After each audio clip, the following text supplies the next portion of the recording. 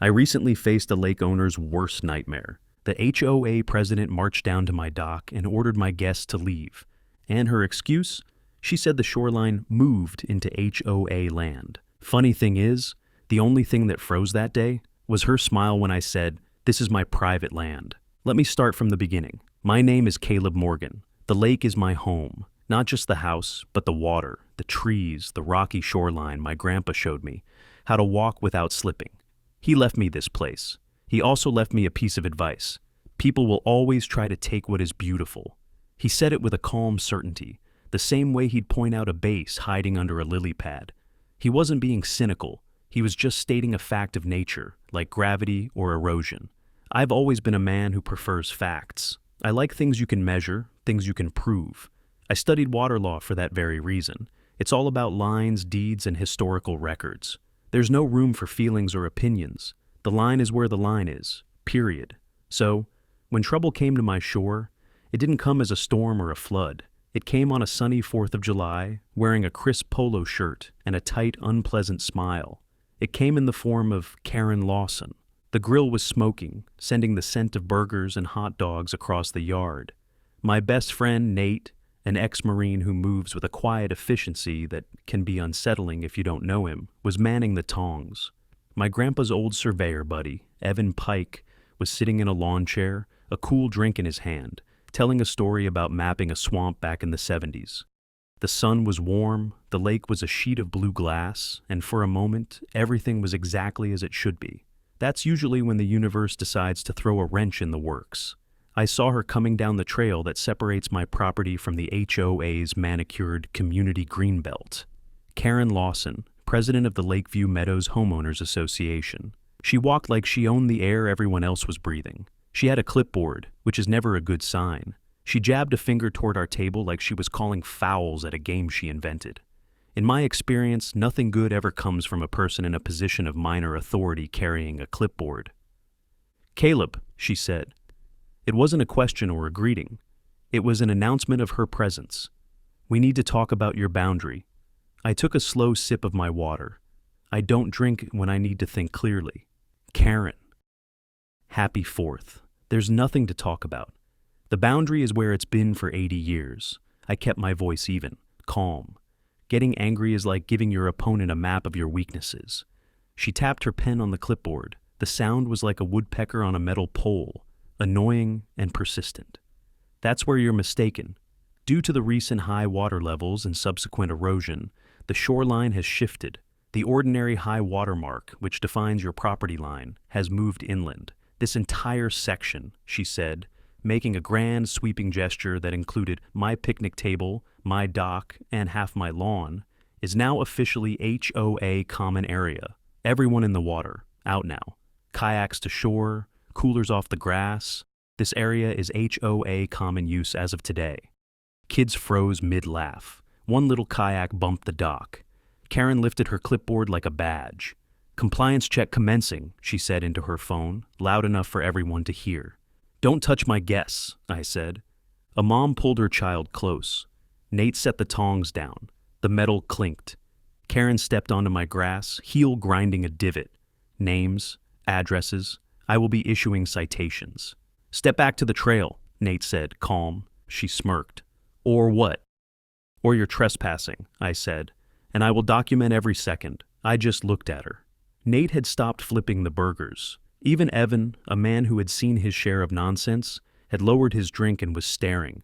I know water law. I know it better than my own reflection.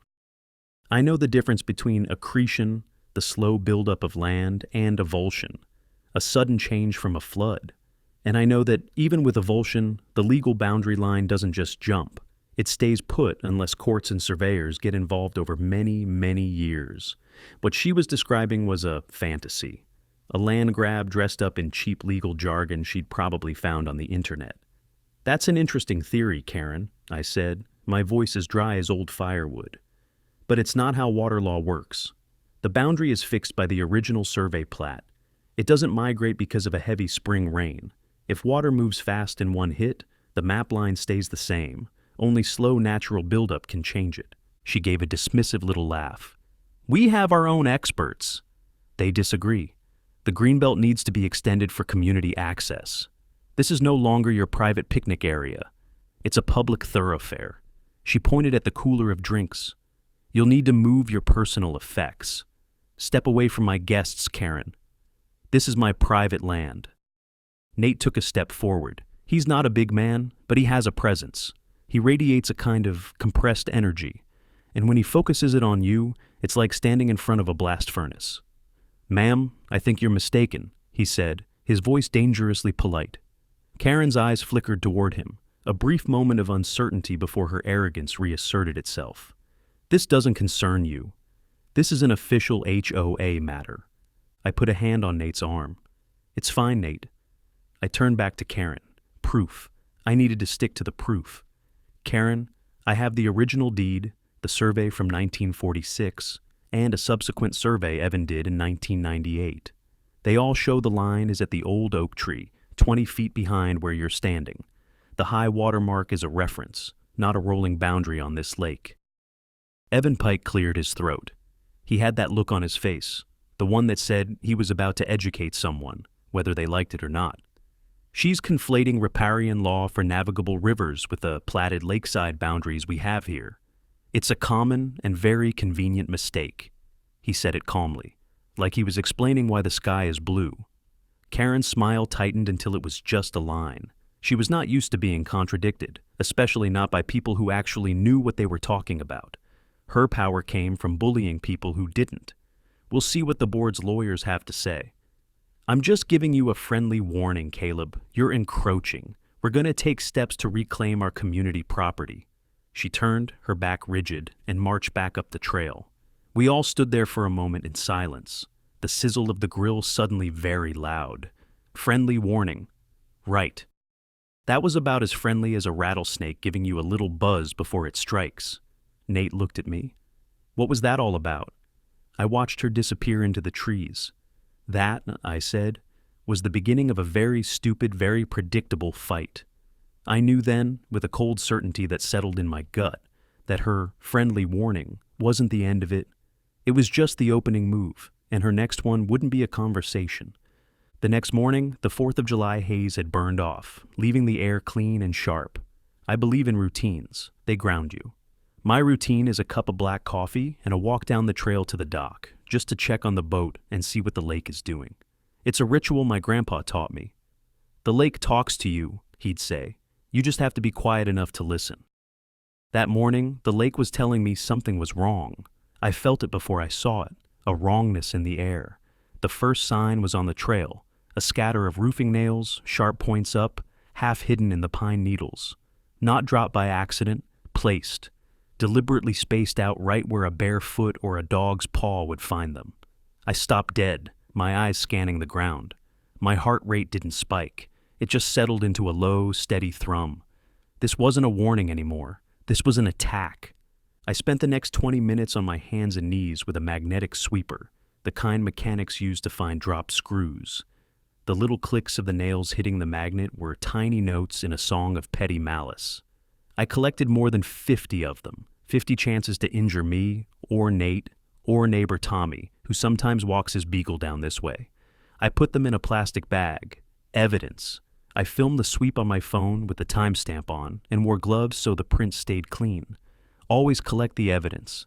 Then I got to the dock. The smell hit me first. Acrid, chemical. The sharp, clean scent of bleach. Someone had poured it all over the wooden decking, leaving pale, ugly streaks where it had stripped the stain. The wood was still damp.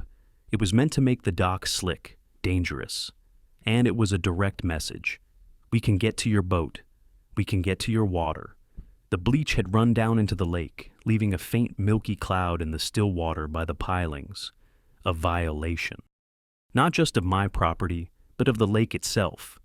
A thin buzz rose over the trees. A hobby drone drifted above the cove, camera gimbal blinking red. It hovered, tilted, and traced the dock like a vulture. I lifted my phone and filmed it, panning to the posted, "No trespassing." No drones over property line sign at my fence. The drone juked, climbed, and shot back toward the HOA path. I saved the clip and emailed it to myself. Timestamp, GPS, angle to the dock, locked. It wasn't a felony by itself, but it proved a pattern: monitoring, intimidation, and angles only the HOA trail could give. That's when I called Dana Ruiz. Dana is the county game warden. She's a state wildlife officer assigned to our county and works with the water quality unit. She's all business, with a sharp eye for detail and a deep, abiding hatred for people who mess with her lake. Pollution is high on her list of unforgivable sins. I explained the situation calmly, factually: the nails, the bleach, the conversation with Karen Lawson the day before. She was silent for a moment on the other end of the line. "I'll be there in 20 minutes, she said. "Don't touch anything else." While I waited, I did another visual sweep of the area, and that's when I saw it. The thing that turned this from simple vandalism into calculated fraud. It was a survey pin, a piece of rebar, maybe 18 inches long, hammered into the ground about 10 feet from the water's edge. It was topped with a bright orange plastic cap. It was positioned right where Karen had gestured the day before, claiming the new boundary was. I walked over to it, my boots crunching on the gravelly soil. I didn't touch it, I just looked. My grandpa and I had walked this property line 100 times. I knew where the original monuments were. There was a big iron axle buried by the old oak, and a granite marker on the far side of the cove. They were old, weathered, and absolutely unequivocally in the right place. This new pin was an imposter. The rebar was clean, with only a few scratches from the hammer used to drive it in. The plastic cap was shiny, the lettering on it crisp and new. It screamed fake. It was a plant, a piece of manufactured evidence designed to support Karen's ridiculous claim. This was her expert, a hammer and a piece of steel wielded in the dark. It was sloppy. It was arrogant. And it was proof. Not the proof she wanted, but the proof I needed. Dana pulled up in her Greene County truck, just as I was taking pictures of the pin with my phone, careful to get the background, the time stamp, everything. She got out, her face set in a grim line. She looked at the bleach dock, took a water sample, and then stared at the nails I'd collected. "This is garbage, Caleb," she said, shaking her head. "This is amateur hour intimidation." I pointed to the new pin. "That's the main event, Dana. The rest is just noise. That's a fraudulent monument. They're trying to literally create a new property line out of thin air." She crouched down and looked at the pin, her eyes missing nothing. Freshly driven. No oxidation on the rebar. Cap's brand new she stood up. "You need a surveyor to document this." Officially, I nodded. "I've already got a call in to the best there is." I knew exactly who I needed. I needed Evan Pike, not as a picnic guest, but as a professional. I phoned him again and asked him to return with his gear and license to document it officially. Evan's a licensed state surveyor. His seal makes the measurements courtroom ready. I needed his transit, his records, and his lifetime of experience to dismantle this lie, piece by piece. The fake pin was their big mistake. They had given me a starting point, a tangible piece of their plan that I could now unravel. They thought they were building a case. What they were really doing was building their own cage. Evan Pike arrived an hour later, his old truck rattling down my driveway. He didn't look like a man who could dismantle a legal argument with a plumb bob and a field book, but he was. He had a gray beard that had seen more seasons than most of the trees on my property, and eyes that were used to squinting at distant objects and fine details. He didn't say much at first. He just walked the scene, his movements slow and deliberate. He looked at the bag of nails, sniffed the air by the dock, and then spent a long time staring at the fake survey pin. He circled it like a wolf studying a trap. Finally, he knelt, pulling a small magnifying glass from his vest pocket. He examined the plastic cap, the hammer marks on the rebar, the disturbance in the soil around it. He grunted. It was a sound that contained a whole paragraph of professional disgust. "Amateur," he finally said, standing up and dusting off his knees. "Look at the soil. It's too loose. A real pin, one that's been in the ground for years. The earth settles around it. This was put in last night. And this cap," he tapped it with his finger, "it's a generic. No surveyor's license number, no company name. State standards require a license number stamped on permanent caps. This one has none. It's a scarecrow. Meant to look like the real thing from a distance, but up close, it's just junk on a stick." He looked at me. "They're trying to build a narrative, Caleb. They create a dispute by planting this thing. Then they use it to justify their land grab. It's an old trick. As dumb as it is, old. We walked back to my porch, and I laid out the big cloth-backed survey map my grandpa had framed. It hung in my study, a constant reminder of the property's history. Evan ran a finger along the boundary line, a thick black line that followed the curve of the cove. "Here," he said, tapping a small X on the map near the big oak tree. "Iron axle.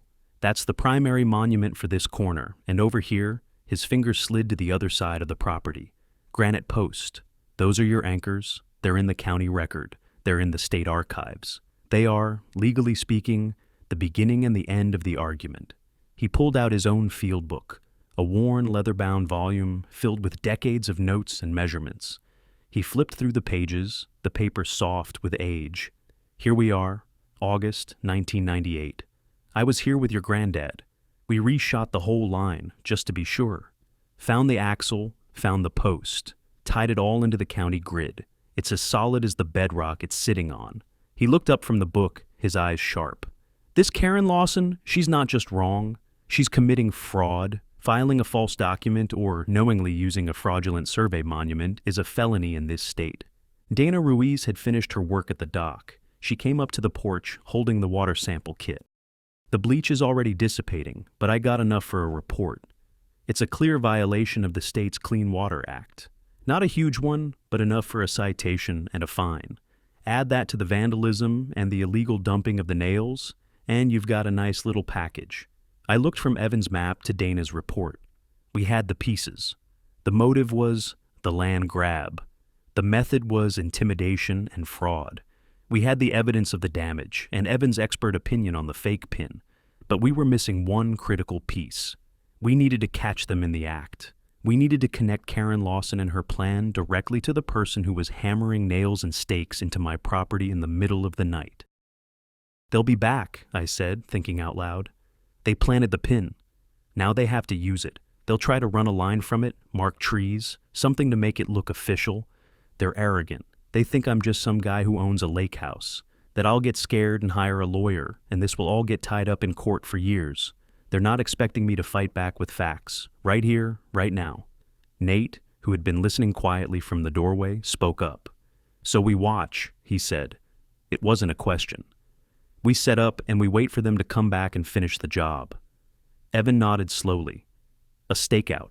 It's the only way to get them red-handed." Dana looked at us, a thoughtful expression on her face. "Legally, I can't participate in a civilian stakeout. But if you were to, say, witness a crime in progress and call 911, the sheriff's department would have to respond. And if that crime happened to involve potential environmental contamination near the lake, I'd probably get a call too. I could be in the area, just on a routine patrol." The plan began to form, simple and clean. Nate knew security. He had spent years of his life in places where watching and waiting was the difference between life and death. He started talking about fields of fire, approach routes, and setting up a covert observation post. I had a couple of high-quality infrared trail cameras I use for watching wildlife. We could set them up to cover the trail and the area around the fake pin. "They'll come at night," Nate said. "Just before dawn, probably. They'll think everyone is asleep. They'll want to be gone by sunrise." I looked at my property, at the trees my grandpa had planted, at the water that held so many of my best memories. The core question echoed in my mind. How far will a man go to defend his own? The answer was simple, as far as it takes. "All right," I said, rolling up the old map. "Let's get set up. Let's be ready for them when they come." Night fell over the lake. The moon was a sliver, offering just enough light to turn the familiar landscape into a world of shadows and suggestion. The air grew cool, carrying the scent of damp earth and pine. There was no wind. Every sound carried, the slap of a small wave against the dock, the call of a loon from across the cove, the rustle of some small animal in the underbrush. Nate and I were tucked into a thicket of rhododendron bushes about 50 yards from the fake survey pin. He had a small thermal monocular, and I had a pair of night vision goggles. We were invisible, just two more shadows in a forest full of them. Evan was back at the house, monitoring the feeds from the 2 infrared cameras we'd set up. We had a simple radio channel to communicate. If he saw anything, he'd alert us. Waiting is a game of patience. It's a mental discipline. You have to shut down the part of your brain that wants to fidget, to talk, to do anything other than be still and observe. Nate was a master at it. He was as motionless as the rocks around us. I focused on my breathing, slowing it down, listening to the night. My mind drifted to my grandpa. He would have hated this.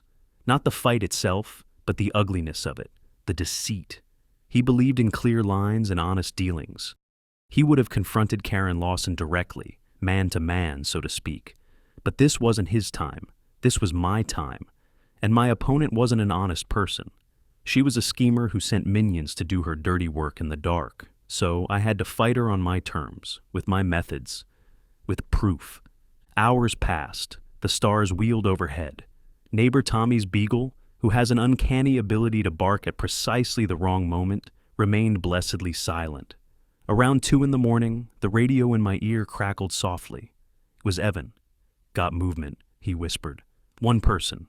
Coming down the community trail. Moving slow." My focus snapped into place. The waiting was over. I raised the night vision goggles. The world turned a ghostly green. I scanned the trail Nate and I had identified as the most likely approach route. Nothing. Then, a flicker of movement. A man dressed in dark clothes was stepping carefully through the trees. He was trying to be quiet, but he was clumsy. He snapped a twig.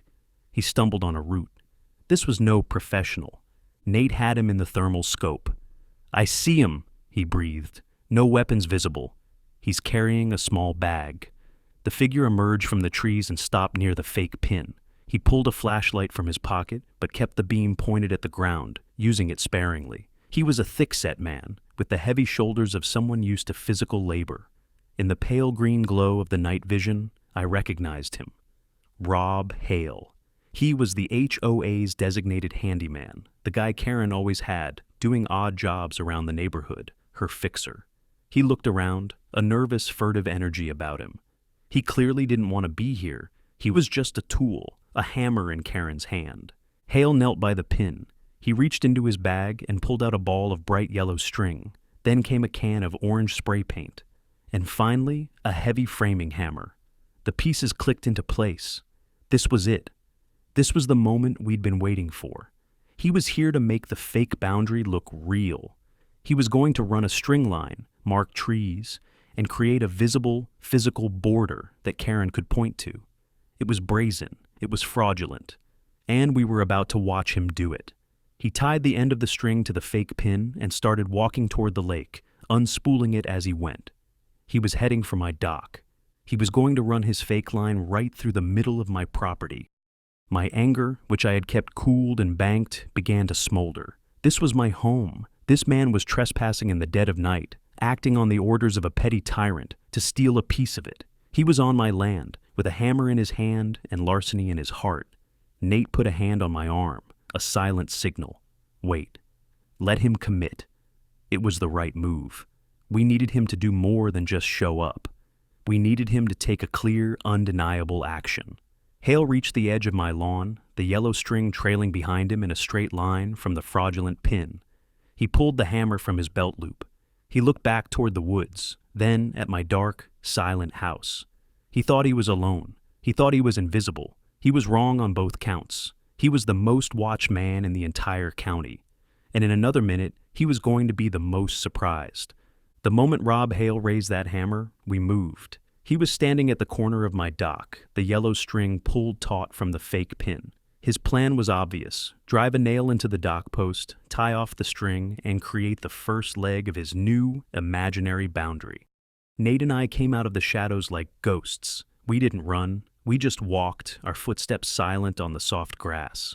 There's nothing more unnerving to a person who thinks they're alone than the sudden, quiet presence of someone else.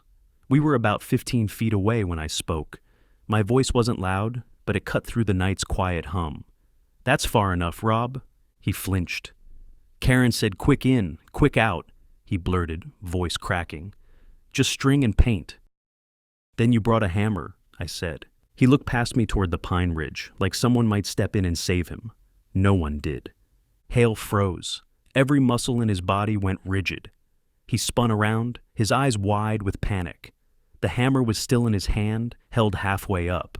For a second, he just stared, his brain trying to process what was happening. He saw two dark figures emerging from the place where there was nothing just a moment before. His fight or flight instinct kicked in, and he made a bad choice. He chose fight. He let out a guttural yell and lunged, swinging the hammer wildly in a wide, clumsy arc. He wasn't aiming for my head, he was just trying to create space, to scare us off so he could run. It was a move born of pure panic. He never had a chance.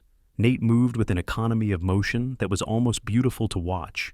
He stepped inside the arc of the swing, deflected Hale's arm with his left hand, and used his right to apply pressure to a point on Hale's wrist. It was a simple, practiced movement. Hale's fingers went limp, and the hammer clattered onto the dock boards. Nate continued the motion, spinning Hale around and locking his arm behind his back in a control hold. The entire scuffle, from the swing to the submission, took less than 3 seconds. It was over before it had even really begun. Hale stood there, breathing heavily, completely immobilized. There were no punches thrown, no wrestling match on the lawn, just clean, quiet, and total control. "Stay still," Nate said, his voice low and calm, right next to Hale's ear. "We have you on camera. The sheriff is on the way." I had already pulled out my phone. As soon as Hale had raised the hammer, I had dialed 911. The dispatcher was on the line. I spoke clearly and calmly, just as Dana had advised. "This is Caleb Morgan at 1120 Lakeside Drive. I have a trespasser on my property. He is being detained. He is secured. The hammer is on the ground. Please send a deputy." I gave them my name again and confirmed the address. No yelling, no panic, just the facts. Giving them clear information ensures a faster, more controlled response. While Nate kept Hale in place, I walked over and picked up the hammer. It was a standard 22-ounce framing hammer, heavy, capable of doing serious damage. I set it on the picnic table, next to the can of spray paint and the ball of string he'd dropped. I kept the gloves on and didn't wipe it. Prints and trace would be intact for evidence. The tools of his trade. We didn't have to wait long. I could hear the sirens in the distance, growing steadily louder. A few minutes later, 2 sheriff's cruisers pulled into my driveway, their blue and red lights flashing across the trees and the side of my house. 2 deputies got out, their movements cautious but professional. They saw the scene. Me standing by the table, Nate holding a subdued Hale, the yellow string stretching across my lawn like a bizarre party decoration. "What's going on here, Caleb?" one of the deputies, a guy named Miller, asked. I knew him from the local coffee shop. I pointed to Hale. "This is Rob Hale. I found him on my property attempting to vandalize my dock and erect a fraudulent boundary line. When we confronted him, he assaulted us with this hammer." I laid it all out for them. The dispute with Karen Lawson, the nails and the bleach, the discovery of the fake pin, the stakeout. I showed them the infrared video on my phone, clear as day, showing Hale sneaking onto the property and setting up his string. I sent the full clip to Miller's body-worn camera account from my phone, and he handed me an evidence receipt number. It was an open and shut case. They cuffed Hale, reading him his rights as he stared at the ground, his face a mixture of fear and humiliation. He didn't say a word. He knew he was caught. Dana Ruiz arrived just as they were putting Hale in the back of the cruiser. She took one look at the yellow string, the hammer, and the spray paint, and shook her head. "Well, I guess he was about to cause another potential contamination," she said with a wry smile. The deputies collected the evidence, the hammer, the paint, the string. They photographed the fake pin in place, logged its GPS, tagged it as evidence, and left it undisturbed until a warrant could pull it. Every piece of it was another nail in Karen Lawson's coffin. As the cruisers pulled away, taking Hale with them, the yellow string was still tied to the fake pin. A flimsy, pathetic monument to their greed and stupidity. We had them. We had their man, we had their tools, and we had it all on camera. The lie was starting to come apart at the seams. The next morning, the lake was shrouded in a thick fog. It felt appropriate, as if the world was holding its breath.